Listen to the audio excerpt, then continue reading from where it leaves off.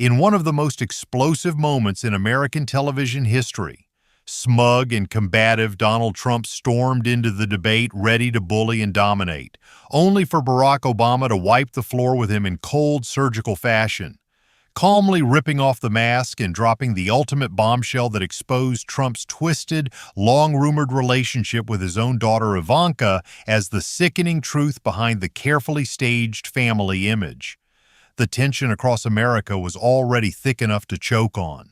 People were tired of the endless fighting, the rising prices, and the way every conversation turned into a screaming match. Families avoided politics at dinner, co-workers picked sides in the break room, and nobody trusted the news anymore. Tonight felt different, though.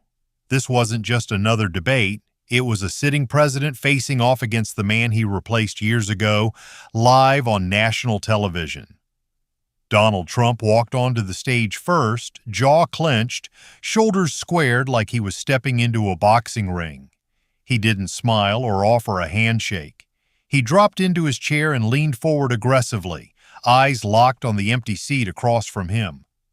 Barack Obama came out moments later, calm and composed in his dark suit. He sat straight, hands resting easily on the table, but there was a sharp focus in his eyes that said he wasn't here to play games. No polite nods, no warm greetings. The two men just stared at each other as the cameras rolled. The moderator cleared his throat, clearly nervous, and started with a safe, boring question about leadership and the future of the country. He barely finished speaking before Trump jumped in.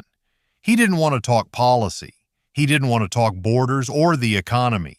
He went straight for the throat. "You've always hidden behind fancy words, Barack," Trump said, his voice sharp and cutting. "But the American people see right through you. You're not one of them, and you never were. Weak leadership, that's what you gave this country. All talk, no strength." The words hit the room like a slap. The studio audience froze. Some leaned forward, others shifted uncomfortably in their seats.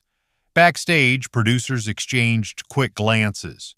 Trump sat back slightly, a satisfied look on his face, daring Obama to respond. The insult wasn't about politics. It was personal, and everyone watching felt the shift immediately. This wasn't going to be a normal debate. Something nastier was already in the air. Obama didn't fire back right away. He sat there for a moment, completely still, then took a slow, deep breath. His expression stayed steady, almost relaxed, which somehow made the moment feel even heavier. When he finally spoke, his voice was calm but carried real weight, the kind that made people lean in closer to their screens.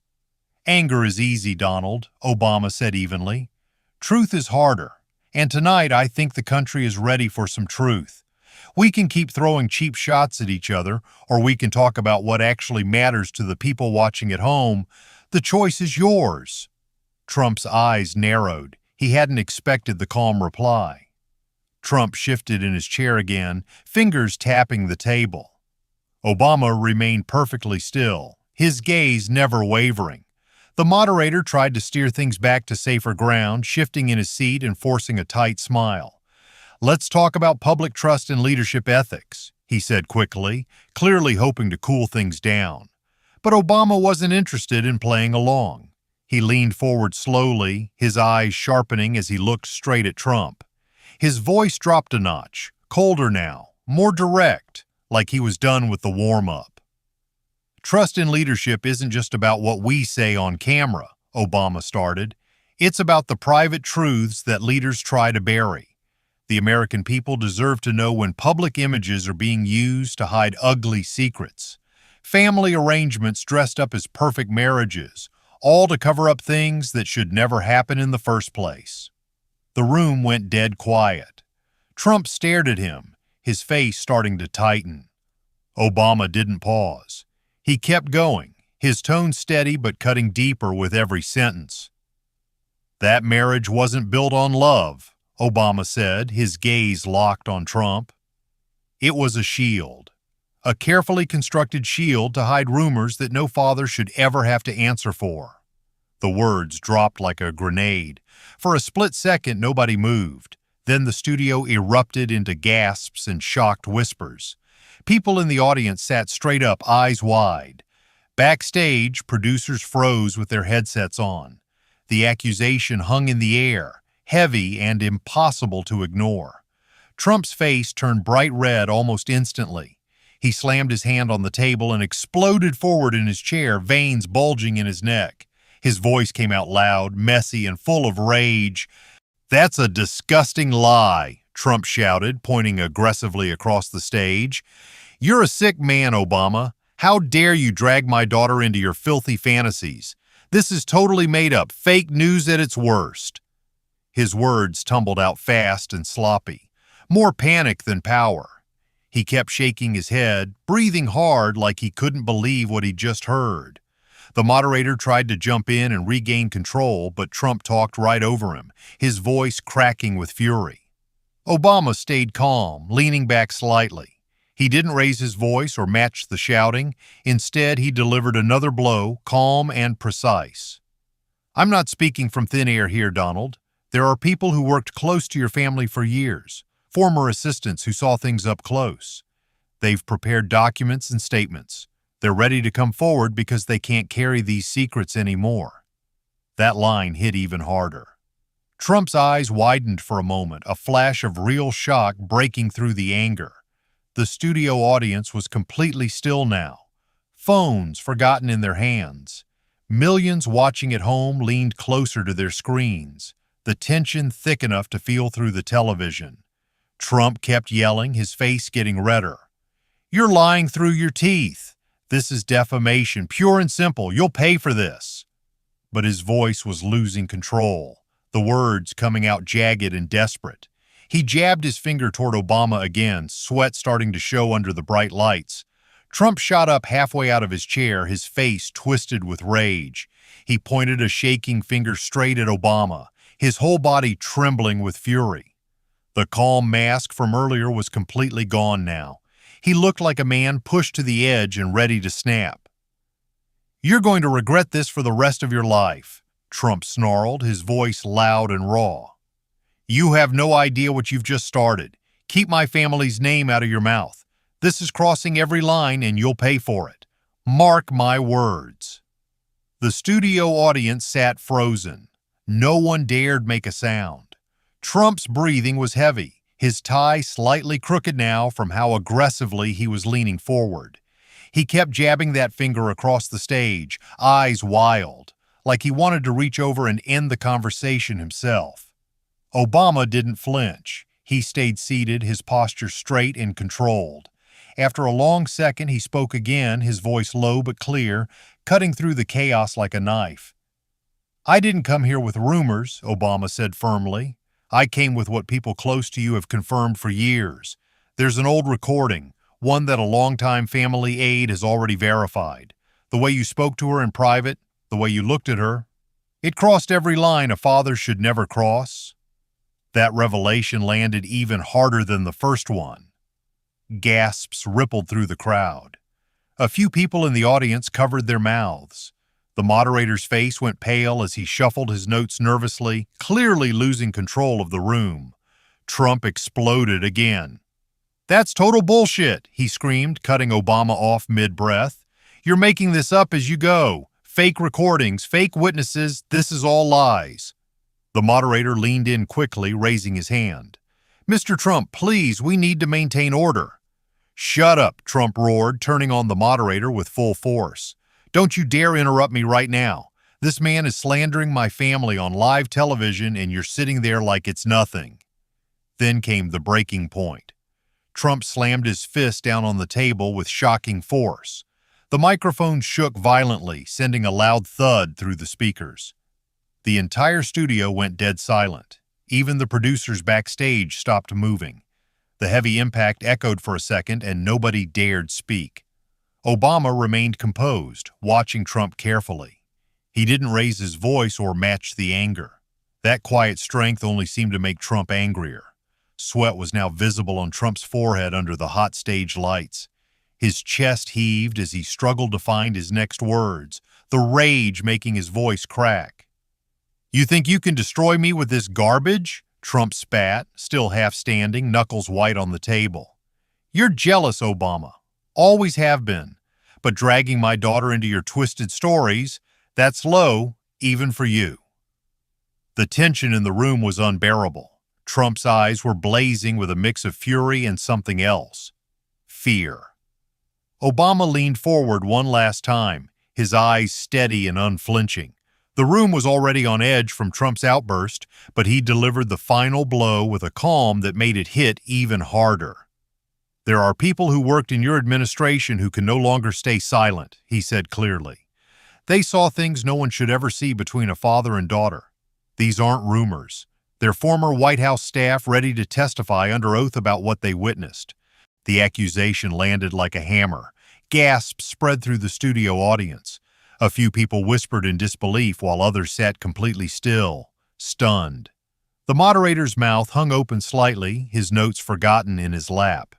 This wasn't just another attack. It was a direct promise of real witnesses coming forward, turning the debate into something that could destroy careers and legacies. Trump's face twisted in a mix of rage and panic. His skin flushed deep red, eyes bulging as the reality of Obama's words sank in. He shot up from his chair so fast it scraped loudly against the stage floor.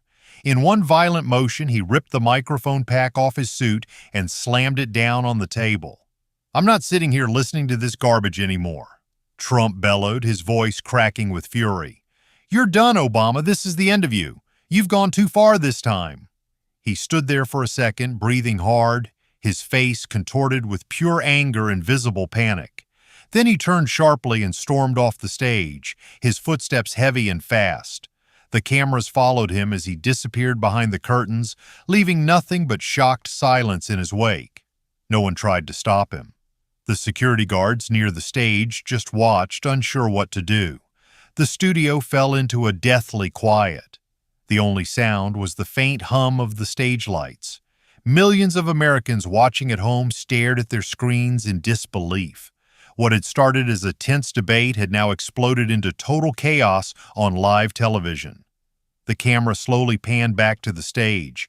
Trump's chair sat empty, turned slightly sideways from how quickly he had left. His microphone lay abandoned on the polished table, the cord dangling off the edge. The empty seat felt louder than any shouting that had come before it. No one spoke. Even the moderator seemed frozen, staring at the spot where Trump had been sitting just moments ago. Obama remained seated, hands folded calmly on the table. He didn't look triumphant or smug. He simply watched the empty chair with a serious expression, as if he had known this moment was coming. Then Obama leaned forward slightly, his voice steady and strong, carrying through the stunned silence to every corner of the studio and every living room across the country. "Walking away doesn't make the truth disappear, Donald," Obama said firmly. "It only proves how terrified you are of it. The American people deserve leaders who can face hard questions, not men who run from them. This moment isn't about one man's temper tantrum, it's about what kind of country we want to be."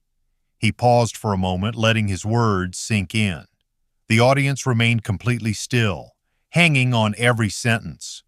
Obama's tone wasn't celebratory. It was serious, almost heavy, like he understood the gravity of what had just happened on live television. Then he dropped one more bombshell. "Even someone inside your own circle wrote to me," Obama continued, his voice calm but unmistakable. "They're exhausted from carrying this secret. They said enough is enough. It was a handwritten letter, private and honest, from someone who has watched this family up close for years. They're tired of the lies and the fear." That revelation sent another shockwave through the room. Whispers broke out in the audience. The moderator's eyes widened, but he stayed silent. Obama had just suggested there was inside betrayal from Trump's own family circle, and the weight of it settled over the entire broadcast like a dark cloud. Obama kept speaking, his hands still folded on the table. "Secrets don't stay buried forever. When people in power hide behind fake images and forced arrangements instead of doing what's right, it poisons everything. It affects the trust we have in our government, in our institutions, and in each other. The consequences don't just disappear when someone walks off stage, they stay with the American people." He didn't gloat or rub it in. There was no victory smile on his face.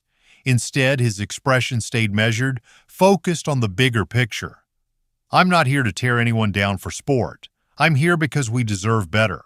We deserve leaders who put the country first, who face their mistakes, and who understand that character matters more than power. Hiding the truth doesn't protect anyone in the end. It only makes the fall harder when it finally comes out."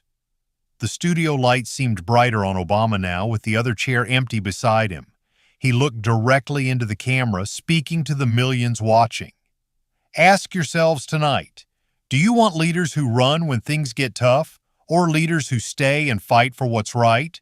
The truth always finds its way, and when it does, we all have to decide which side of history we want to stand on." He leaned back slightly, finished. No dramatic flourish, no final attack. Just a quiet call for responsibility that felt heavier than any shouting match. The moment the broadcast cut away, America erupted.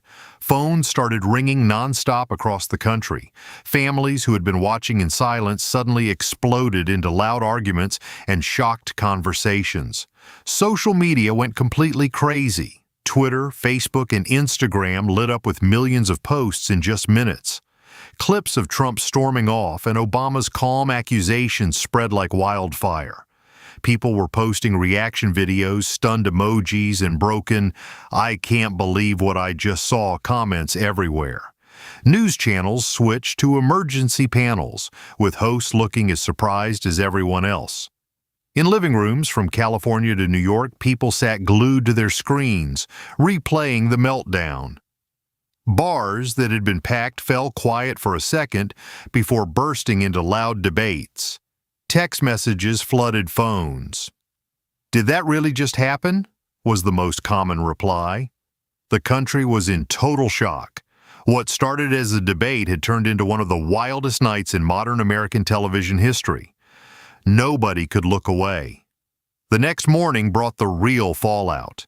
News broke early as major outlets reported new developments. Sources close to the Trump family confirmed that at least one longtime associate has agreed to speak under oath, the anchors read on every channel.